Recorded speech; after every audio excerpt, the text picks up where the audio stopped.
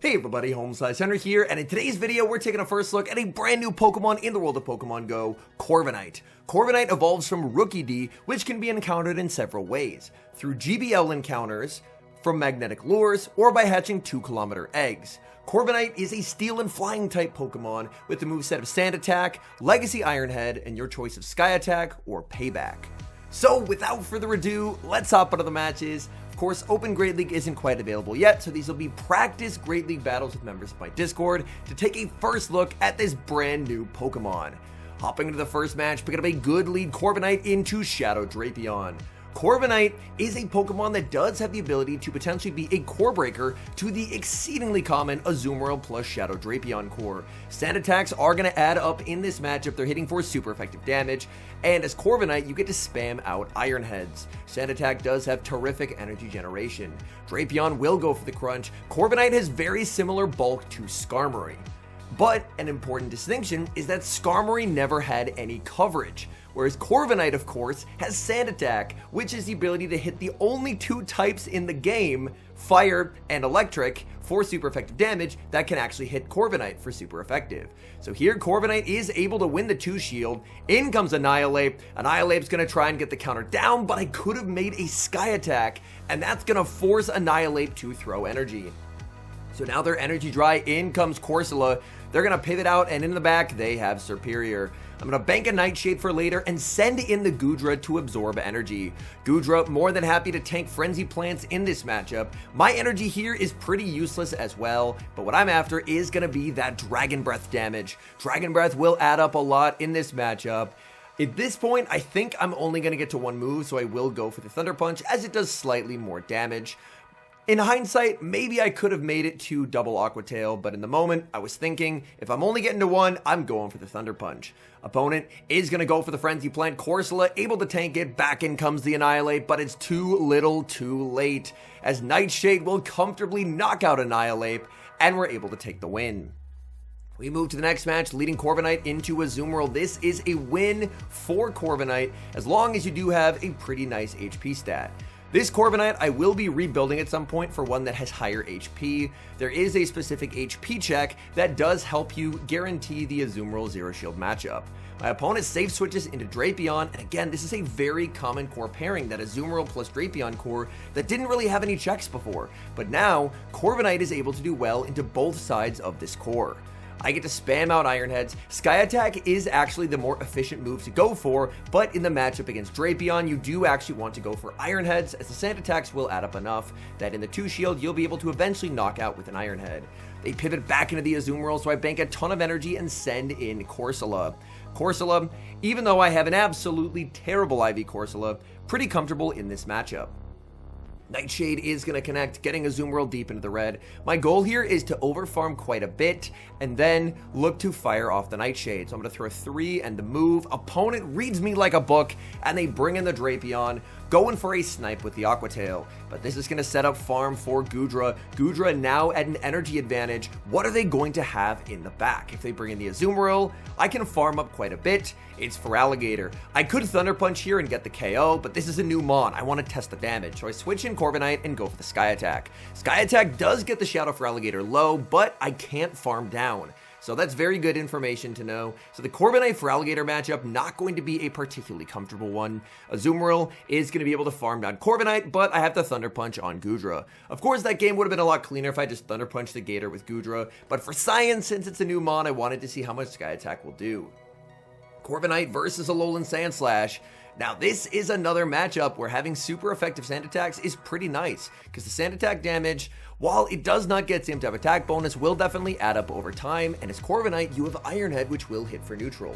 Corviknight also just straight up beats Bastiodon as well, so you can't really use a lot of the same tech that you would use to beat Skarmory, because Corviknight actually has coverage in its bad matchups. Honestly, some of the worst matchups for Corviknight are other flyers, just due to the fact that its fast move would be double resisted. Here is Corviknight forcing a shield from the opponent, and now I can just bring in the Corsola to tank damage. And then I am going to be trusting in Goodra to try and close out this endgame. Corsola gets a nice farm down. Opponent is now going to bring in Superior. Superior, I will be able to outpace due to my energy advantage, make a Nightshade, and then it's time for Goodra to shine. So Goodra will hit the field of play, immediately met with a Frenzy Plant. I still don't know what's in back, so I am going to keep my Goodra healthy. So I will commit the shield. They're staying in, and if they're staying in, I don't want to let them land a Frenzy, so I will just go for the Aqua Tail. Aqua Tail will be able to pick up the KO, and in the back, they're going to have Shadow Feraligatr. Shadow Feraligatr honestly will be quite scary, because I've already taken some damage on the Goodra, and they are Shadow Clawing me closer and closer to Hydro Cannon range, so I think I just have to let this go, and then try and get the win with Corsola. In comes Corsola, opponent throws a move, but they end up giving me an Astonish. That is very nice, and with that Astonish, I am able to outpace and make it to the Nightshade. I still think I would have been okay with a little bit of Dragon Breath damage that I would have had available on Goodra, but getting the Astonish definitely made it a lot cleaner. Corviknight into Shadow Quagsire in the next match, and one important difference and benefit that Corviknight has over Skarmory is against the waters, of course, Steel Wing was resisted, but Steel Wing not going to be resisted here. My opponent is going to save switch into their own Corviknight, and I get to respond with Corsola.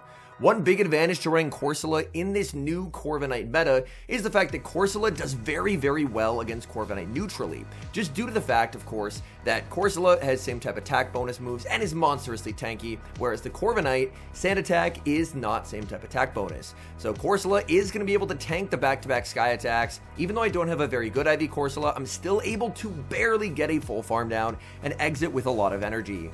I don't really want to concede a big farm down to the Quagsire, as Quagsire is already spammy enough. So I'm going to fire off the Nightshade, and then once that Nightshade connects, pivot back into Corviknight. In the back, my opponent has Galarian Moltres. I think I accidentally went over 100 energy there, which is a definite misplay by me. Galarian Moltres and Mandibuzz are Pokemon that I do think will see a resurgence in this new meta as well, because a lot of people like to pair Corviknight or Steel Flyers, that is, with mud boys like Gastrodon, and both of those Pokemon, Corviknight and Gastrodon, lose to Flyers like Moltres and Mandibuzz. My opponent exits with a ton of energy, and we send in the Goodra just to make a back-breaking catch onto the Corsola. It is only going to be an Ancient Power bait, but at this point, it's just not going to matter. That catch sets us up beautifully to close out this game. Ancient Power from the opponent, a switch back into the Quagsire.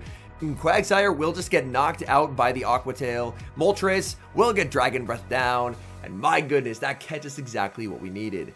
Good lead in the next match, leading into Togetic. Opponent safe switches into Primeape, and here I make a pretty big mistake. The moment I saw Primeape, I should have pivoted out. I can very comfortably send in the Corsola and be fine, or I can bring in the Goodra and just sacrifice it, because that way the Corsola has no good matchups into my team. But I end up making a misplay. I stay in, I give them a huge energy head start, now they're boosted up, and I have a terrible IV Corsola. So, unfortunately, this Rage Fist will actually KO. I can throw one in the move, but instead, I just go for farm, and now my opponent is able to force the second shield off me. And once the second shield is gone, they pivot out, and Togetic will re-hit the field of play. Power Gem is going to connect, dealing some pretty solid damage. Opponent is going to fire off a move. My Corsola, honestly, if it's an Aerial Ace, it's not going to be KO'd, so I will get to the Power Gem. Power Gem is going to inflict some solid damage onto the Togetic. Togetic is going to no shield, and it's going to be all up to what they have in the back. The opponent, they're not going to be sending in that Primeape. They bring in a Alolan Sandslash, and unfortunately for me, this is now just going to be a loss because I have a Goodra, and Goodra's not going to do well there because they can just shield up the Iron Head. I am going to overfarm here. I get the prediction right as to when they're going to throw, but unfortunately, this Shadow Ice Punch is just going to do way too much damage. Now here, I'm going to try and make the Aqua Tail. They switch at the last second and get a nice catch onto the Primeape. Had I just not gone down a shield in the mid game, this would have been a winnable game, but unfortunately, I just went for farm on the Corsola instead of just clicking the Nightshade, and that ends up biting me in the end game as a shield advantage Alolan Sandslash is too much for me to deal with. We pick up a good lead in the next match, Corviknight versus Shadow Drapion. This is another matchup, much like the Azumarill Zeros, where having a good amount of HP on your Corviknight is very, very helpful. Drapion can make things very uncomfortable for Corviknight if there is an energy advantage, or if Corviknight is able to successfully bait with Aqua Tail. But considering that Corviknight can always tank one, I think the idea of baiting is an uncomfortable one in that matchup. Opponent safe switches Diggersby, and I am going to respond with Goodra. I banked a ton of energy on the Corviknight, but in doing so, I'm now very far behind on energy with the Goodra. Goodra is going to be committing the shield on Scorching Sands number 2, looking to farm up as much as possible and fire off another Aqua Tail. This Aqua Tail into the Diggersby is going to be shielded. Opponent switches into Drapion. I switch back into the Corviknight. Corviknight going straight for the harder hitting Sky Attack. Sky Attack's going to land and they will get KO'd. In comes Diggersby. Now let's test the bulk on Corviknight. This is a super effective Fire Punch and Corviknight tanked that pretty well. Corviknight gonna overfarm, fire off the Iron Head. Iron Head is gonna be lights out for that Diggersby. In the back is Feraligatr, and I just fall short of the Iron Head. Feraligatr, this is going to be a little tricky, but Corsola can survive a Hydro Cannon.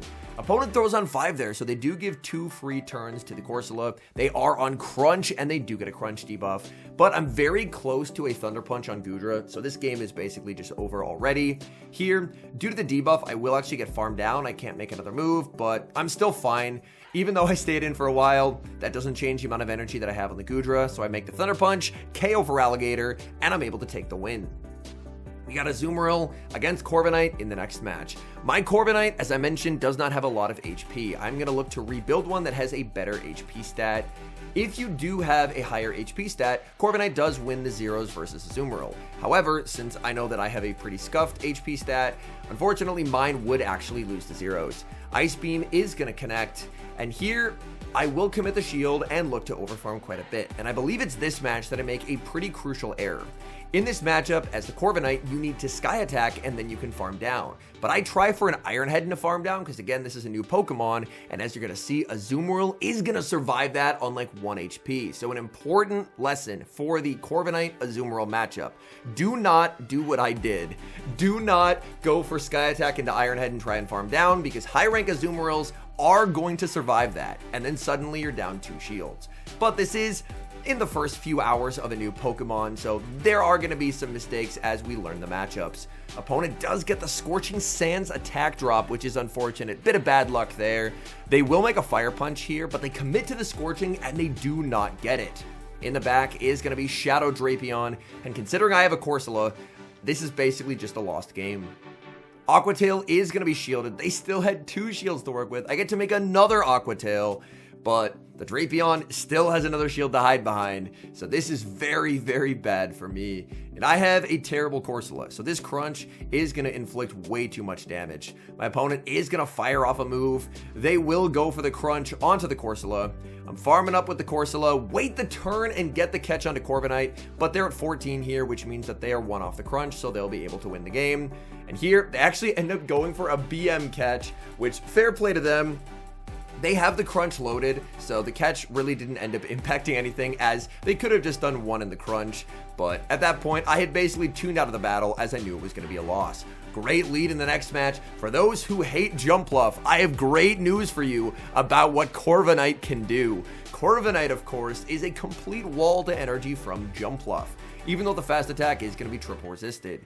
They save switch Corsola. I was a little slow counter switching into the Goodra. Goodra does win the 2 shield versus Galarian Corsola, just because Goodra has incredibly strong fast attack pressure with Dragon Breath, and over time you can make 3 Aqua Tails before they get 3 Nightshades, as long as you don't take a long time to swap. I did take a long time to swap, and I almost was so slow on the switch that I lose the 2s, but the good news is I switched just in time, so I'm able to win the CMP tie on the 3rd move, KO the Corsola, and keeping switch advantage is massive in this game because Corviknight is going to shut down any energy that Jumpluff gets here. So Jumpluff is going to get a farm down, but the energy goes nowhere into Corviknight. In the back is going to be Shadow Quagsire. I get to bank energy on the Corviknight and just bring in Corsola, and this game is effectively over. Because no one move is going to knock out here, they go for the Shadow Stone Edge, but I'm going to make it to a Nightshade. Nightshade will get them low. At this point, probably the best course of action would be to actually not throw that Astonish, let them KO me and farm with the Corviknight, but either way, I mean, they just can't win. And that's the nice thing about Corviknight's insane defensive typing, is it has double digits resistances and only 2 things it's weak to. So Corviknight, I cannot wait to see how the meta develops with this Pokemon, as giving a steel flying type sand attack coverage into the 2 typings that deal super effective damage to it is an absolutely wild decision.